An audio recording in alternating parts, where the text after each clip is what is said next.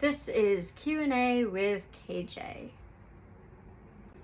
Today I'm answering a question from my sellers.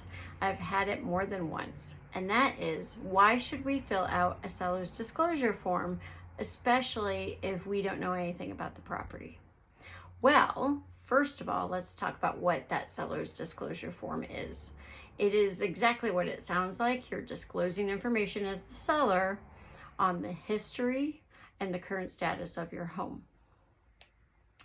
So you want to fill that out as clearly as possible to protect yourself.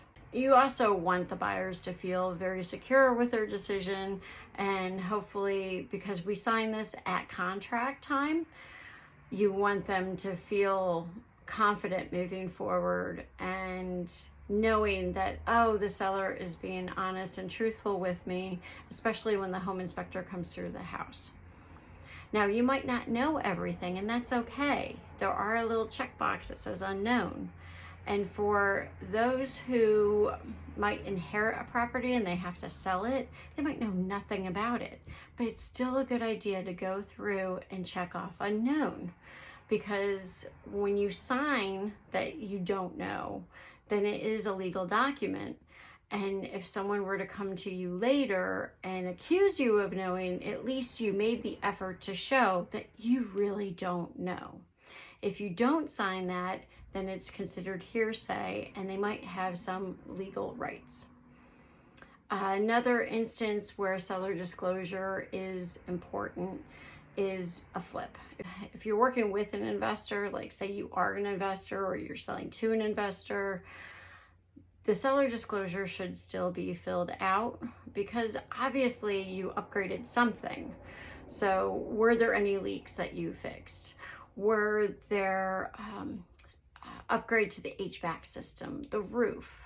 There are certain things that flippers do know, and that should be laid out. And then they can say they have no idea about if there's water in the basement. Maybe since they bought it and flipped it, it hasn't rained, so there's no water in the basement.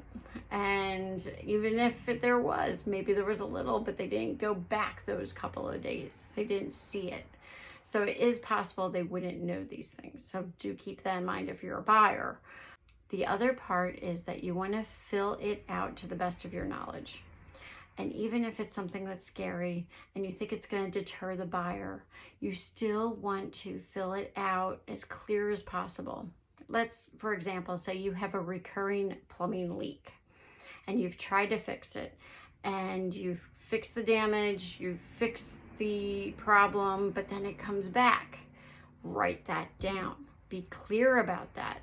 Because if you are not, and then there's another leak, and they see that it's been repaired, but you didn't disclose that there was ever a leak, then they may have some legal rights. And it's better to write it down than not to write it at all. You are protecting yourself and you are making your buyer more comfortable. Of course, anyone can get an attorney at any given time. We know this.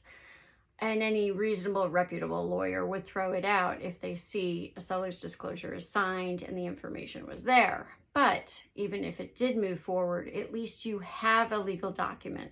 There's something that you can have for your defense. Some states require this. Pennsylvania is one of them. New Jersey does not require it, but is highly recommended.